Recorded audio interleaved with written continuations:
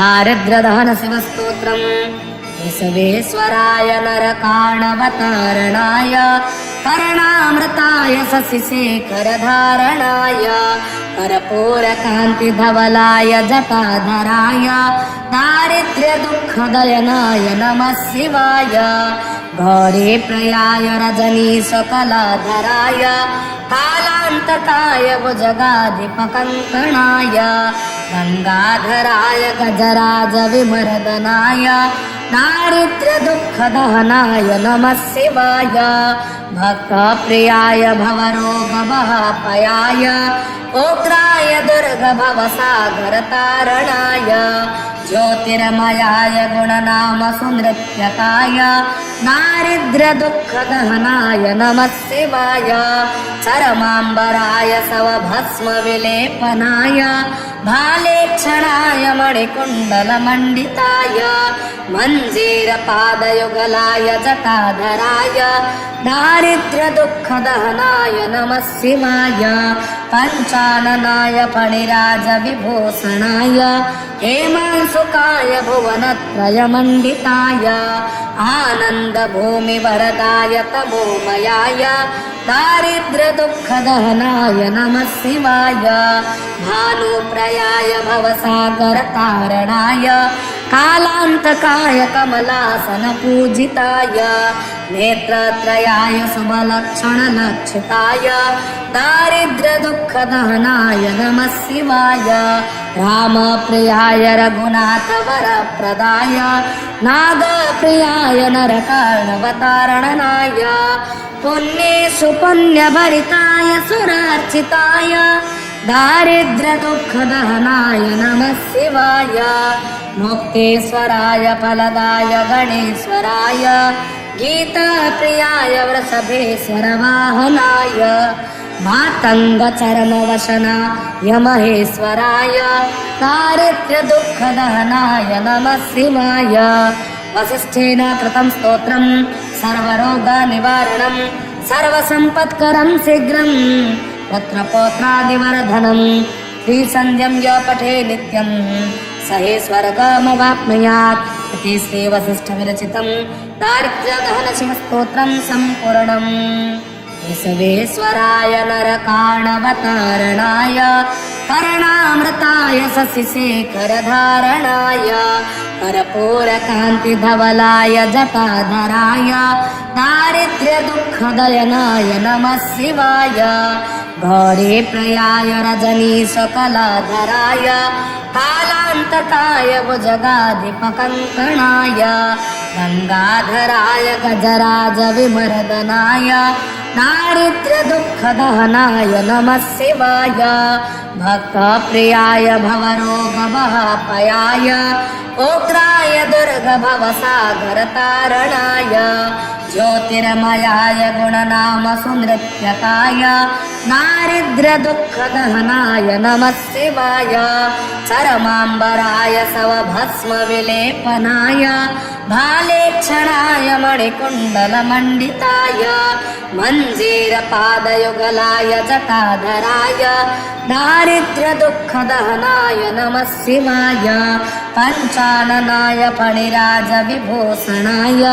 हेमांशुकाय भुवनत्रयमण्डिताय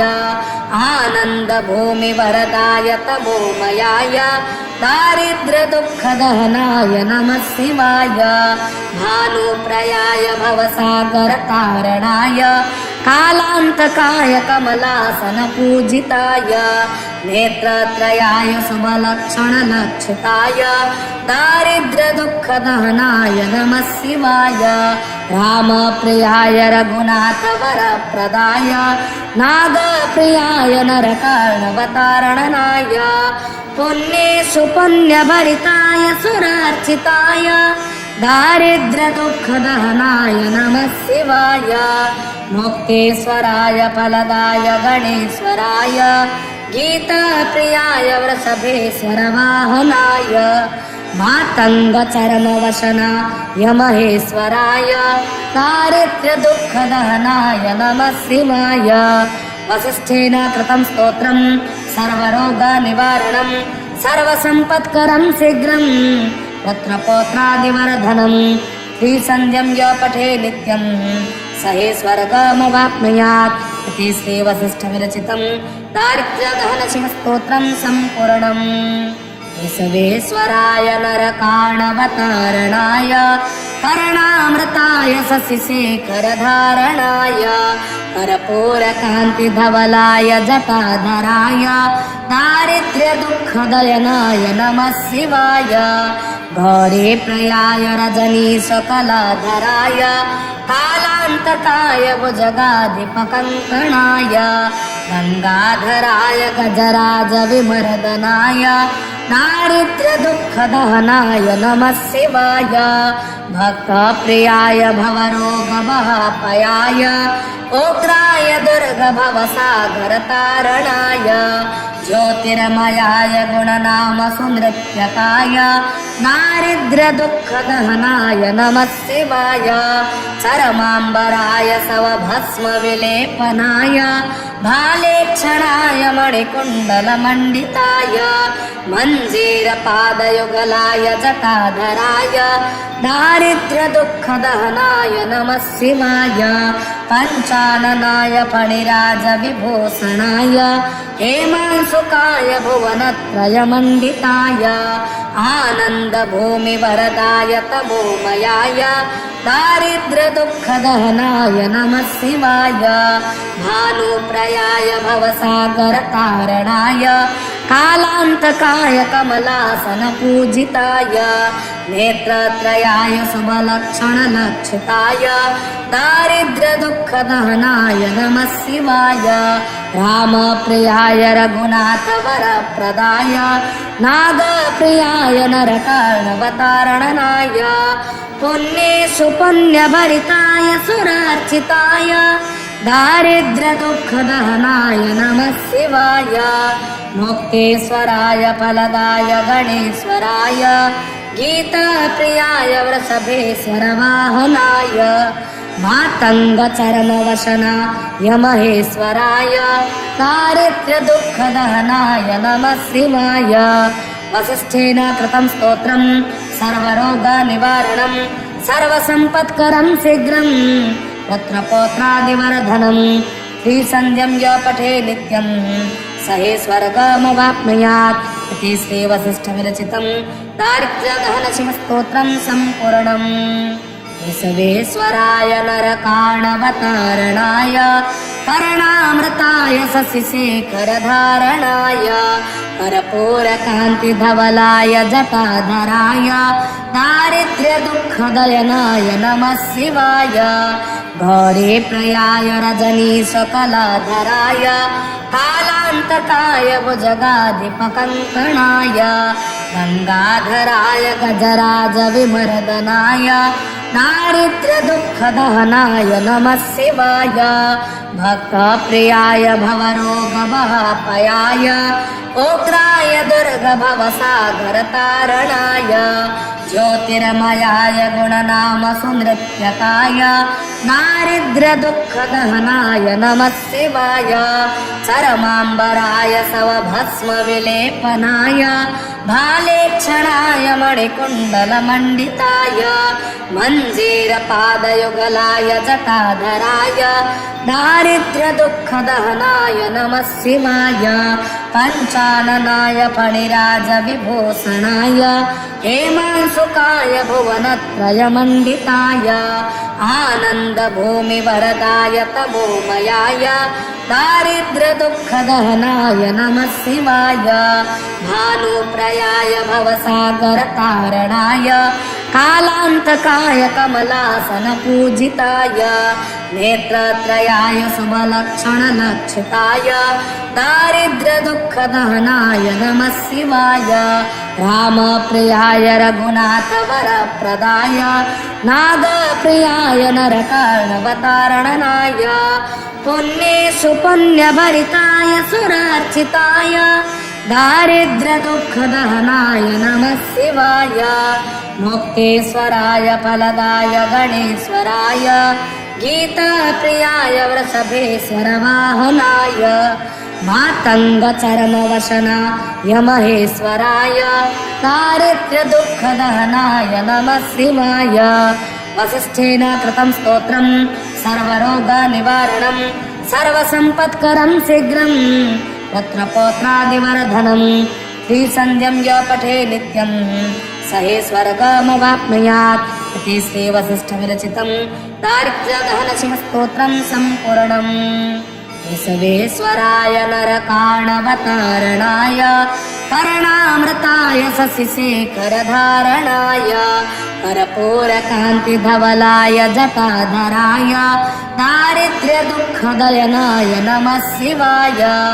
गौरीप्रियाय रजनीशकलाधराय कालान्तकाय भुजगाधिपकङ्कणाय गङ्गाधराय गजराजविमर्दनाय दारिद्र्यदुःखदहनाय नमः शिवाय भक्तप्रियाय भवरोगभयापयाय उग्राय दुर्गभवसागरतारणाय ज्योतिर्मयाय गुणनामसुनृत्यकाय दारिद्र्यदुःखदहनाय नमः शिवाय चरमाम्बराय सवभस्मविलेपनाय भालेक्षणाय मणिकुण्डलमण्डिताय मञ्जीरपादयुगलाय जटाधराय दारिद्र्यदुःखदहनाय नमः शिवाय पञ्चाननाय फणिराजविभूषणाय हेमांशुकाय भुवनत्रयमण्डिताय आनन्दभूमिवरदाय तमोमयाय दारिद्र्यदुःखदहनाय नमः शिवाय भानुप्रयाय भवसागरतारणाय कालान्तकाय कमलासनपूजिताय नेत्रत्रयाय शुभलक्षणलक्षिताय दारिद्र्यदुःखदहनाय नमः शिवाय रामप्रियाय रघुनाथवरप्रदाय नागप्रियाय नरकार्णवतारणनाय पुण्येषु पुण्यभरिताय सुरार्चिताय दारिद्र्यदुःखदहनाय नमः शिवाय मुक्तेश्वराय फलदाय गणेश्वराय गीताप्रियाय वृषभेश्वरवाहनाय मातङ्गचरमवशनाय महेश्वराय दारिद्र्यदुःखदहनाय नमः शिवाय वसिष्ठेन कृतं स्तोत्रं सर्वरोगनिवारणं सर्वसम्पत्करं शीघ्रं पुत्रपौत्रादिवर्धनं श्रीसन्ध्यं य पठे नित्यं स हि स्वर्गमवाप्नुयात् इति श्रीवसिष्ठविरचितं दारिद्र्यदहनशिवस्तोत्रं सम्पूर्णम् विश्वेश्वराय नरकाणवतारणाय कर्णामृताय शशिशेखरधारणाय कर्पूरकान्तिधवलाय जटाधराय दारिद्र्यदुःखदयनाय नमः शिवाय गौरीप्रियाय रजनीशकलाधराय कालान्तकाय भुजगाधिपकङ्कणाय गङ्गाधराय गजराजविमर्दनाय दारिद्र्यदुःखदहनाय नमः शिवाय भक्तप्रियाय भवरोगभयापयाय उग्राय दुर्गभवसागरतारणाय ज्योतिर्मयाय गुणनामसुनृत्यकाय दारिद्र्यदुःखदहनाय नमः शिवाय चरमाम्बराय सवभस्मविलेपनाय भालेक्षणाय मणिकुण्डलमण्डिताय मञ्जीरपादयुगलाय जटाधराय दारिद्र्यदुःखदहनाय नमः शिवाय पञ्चाननाय फणिराजविभूषणाय हेमांशुकाय भुवनत्रयमण्डिताय आनन्दभूमिवरदाय तमोमयाय दारिद्र्यदुःखदहनाय नमः शिवाय भानुप्रयाय भवसागरतारणाय कालान्तकाय कमलासनपूजिताय नेत्रत्रयाय शुभलक्षणलक्षिताय दारिद्र्यदुःखदहनाय नमः शिवाय रामप्रियाय रघुनाथवरप्रदाय नागप्रियाय नरकार्णवतारणनाय पुण्येषु पुण्यभरिताय सुरार्चिताय दारिद्र्यदुःखदहनाय नमः शिवाय मुक्तेश्वराय फलदाय गणेश्वराय गीताप्रियाय वृषभेश्वर वाहनाय मातङ्गचर्मवशनाय महेश्वराय दारिद्र्यदुःखदहनाय नमः शिवाय वसिष्ठेन कृतं स्तोत्रं सर्वरोगनिवारणं सर्वसम्पत्करं शीघ्रं पुत्रपौत्रादिवर्धनं श्रीसन्ध्यं य पठे नित्यं स हि स्वर्गमवाप्नुयात् इति श्रीवसिष्ठविरचितं दारिद्र्यदहनशिवस्तोत्रं सम्पूर्णम् केशवेश्वराय नरकाणवतारणाय कर्णामृताय शशिशेखरधारणाय कर्पूरकान्तिधवलाय जटाधराय दारिद्र्यदुःखदयनाय नमः शिवाय गौरीप्रियाय रजनीशकलाधराय कालान्तकाय भुजगाधिपकङ्कणाय गङ्गाधराय गजराजविमर्दनाय दारिद्र्यदुःखदहनाय नमः शिवाय भक्तप्रियाय भवरोगभयाय उग्राय दुर्गभवसागरतारणाय ज्योतिर्मयाय गुणनामसुनृत्यकाय दारिद्र्यदुःखदहनाय नमः शिवाय चरमाम्बराय सवभस्मविलेपनाय भालेक्षणाय मणिकुण्डलमण्डिताय मञ्जीरपादयुगलाय जटाधराय दारिद्र्यदुःखदहनाय नमः शिवाय पञ्चाननाय फणिराजविभूषणाय हेमांशुकाय भुवनत्रयमण्डिताय आनन्दभूमिवरदाय तमोमयाय दारिद्र्यदुःखदहनाय नमः शिवाय भानुप्रयाय भवसागरतारणाय कालान्तकाय कमलासनपूजिताय नेत्रत्रयाय शुभलक्षणलक्षिताय दारिद्र्यदुःखदहनाय नमः शिवाय रामप्रियाय रघुनाथवरप्रदाय नागप्रियाय नरकार्णवतारणनाय पुण्येषु पुण्यभरिताय सुरार्चिताय दारिद्र्यदुःखदहनाय नमः शिवाय मुक्तेश्वराय फलदाय गणेश्वराय गीताप्रियाय वृषभेश्वर वाहनाय मातङ्गचर्मवशनाय महेश्वराय दारिद्र्यदुःखदहनाय नमः शिवाय वसिष्ठेन कृतं स्तोत्रं सर्वरोगनिवारणं सर्वसम्पत्करं शीघ्रं पुत्रपौत्रादिवर्धनं श्रीसन्ध्यं य पठे नित्यं स हि स्वर्गमवाप्नुयात् इति श्रीवसिष्ठविरचितं दारिद्र्यदहनशिवस्तोत्रं सम्पूर्णम् केशवेश्वराय नरकाणवतारणाय कर्णामृताय शशिशेखरधारणाय कर्पूरकान्तिधवलाय जटाधराय दारिद्र्यदुःखदयनाय नमः शिवाय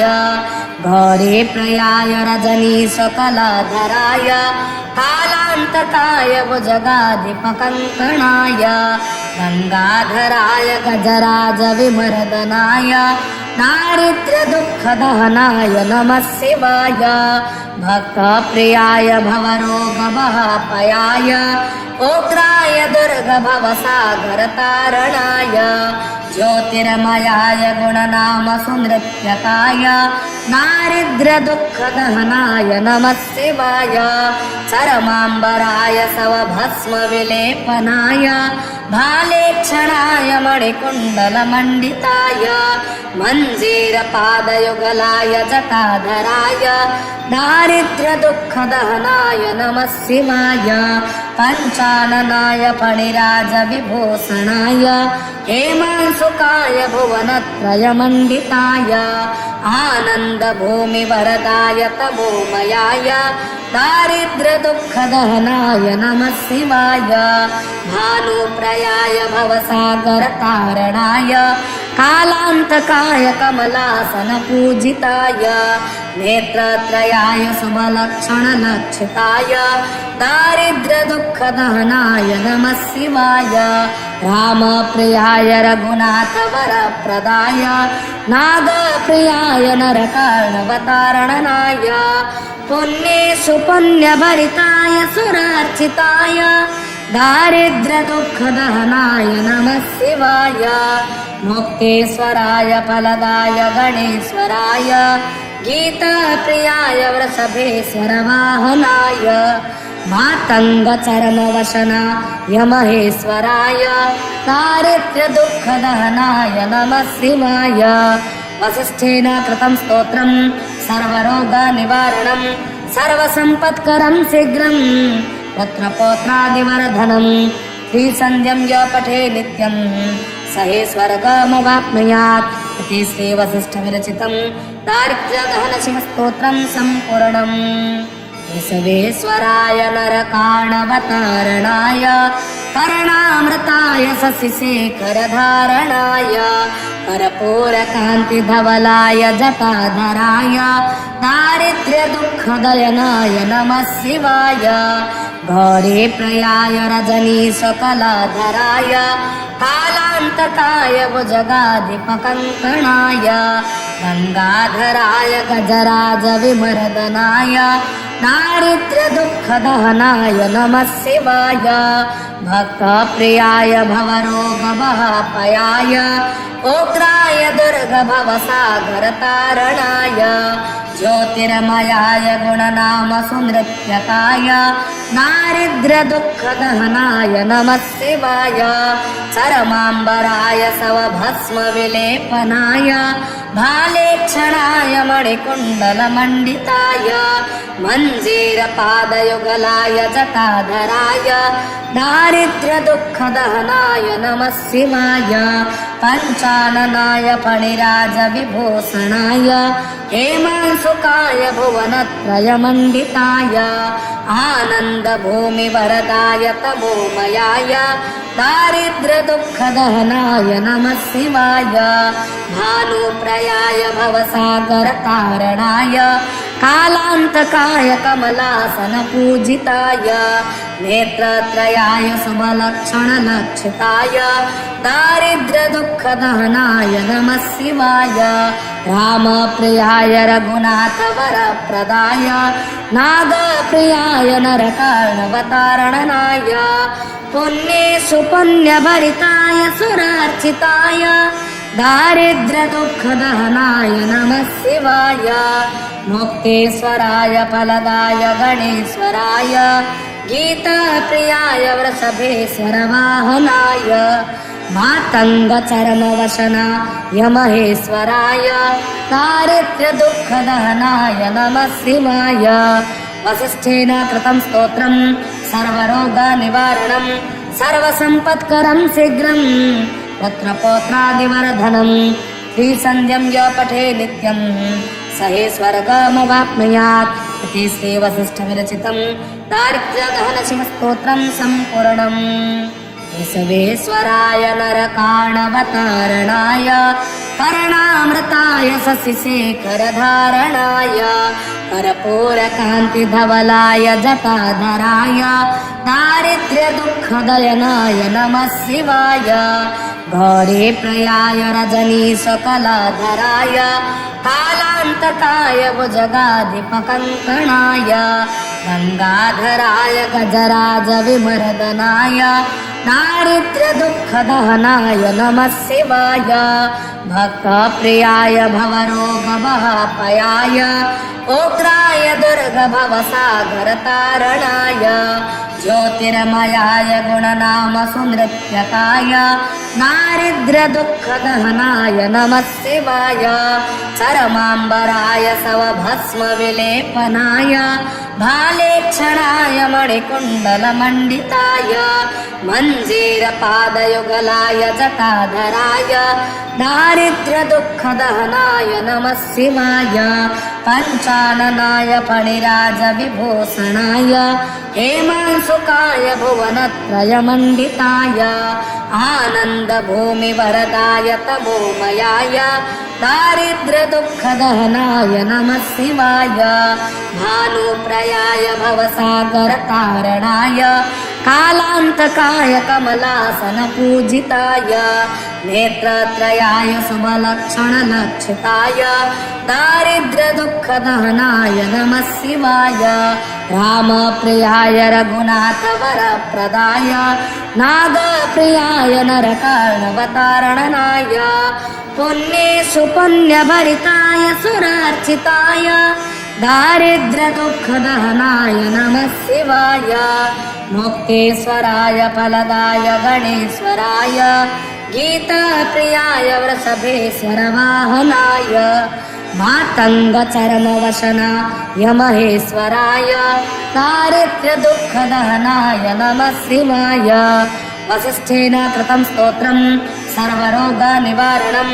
सर्वसम्पत्करं शीघ्रं पुत्रपौत्रादिवर्धनं त्रिसन्ध्यं य पठे नित्यं स हि स्वर्गमवाप्नुयात् इति श्री वसिष्ठविरचितं दारिद्र्यदहनशिवस्तोत्रं सम्पूर्णम् विश्वेश्वराय नरकार्णवतारणाय कर्णामृताय शशिशेखरधारणाय कर्पूरकान्तिधवलाय जटाधराय दारिद्र्यदुःखदयनाय नमः शिवाय गौरीप्रियाय रजनीशकलाधराय कालान्तकाय भुजगाधिपकङ्कणाय गङ्गाधराय गजराजविमर्दनाय दारिद्र्यदुःखदहनाय नमः शिवाय भक्तप्रियाय भवरोगभयापयाय उग्राय दुर्गभवसागरतारणाय ज्योतिर्मयाय गुणनामसुनृत्यकाय दारिद्र्यदुःखदहनाय नमः शिवाय चरमाम्बराय शवभस्मविलेपनाय भालेक्षणाय मणिकुण्डलमण्डिताय मञ्जीरपादयुगलाय जटाधराय दारिद्र्यदुःखदहनाय नमः शिवाय पञ्चाननाय फणिराजविभूषणाय हेमांशुकाय भुवनत्रयमण्डिताय आनन्दभूमिवरदाय तमोमयाय दारिद्र्यदुःखदहनाय नमः शिवाय भानुप्रयाय भवसागरतारणाय कालान्तकाय कमलासनपूजिताय नेत्रत्रयाय शुभलक्षणलक्षिताय दारिद्र्यदुःखदहनाय नमः शिवाय रामप्रियाय रघुनाथवरप्रदाय नागप्रियाय नरकार्णवतारणनाय पुण्येषु पुण्यभरिताय सुरार्चिताय दारिद्र्यदुःखदहनाय नमः शिवाय मुक्तेश्वराय फलदाय गणेश्वराय गीताप्रियाय वृषभेश्वर वाहनाय मातङ्गचरमवशनाय महेश्वराय दारिद्र्यदुःखदहनाय नमः शिवाय वसिष्ठेन कृतं स्तोत्रं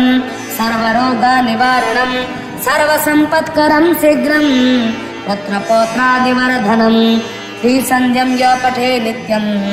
स हि स्वर्गमवाप्नुयात् इति श्री वसिष्ठविरचितं दारिद्र्यदहनशिवस्तोत्रं सम्पूर्णम्।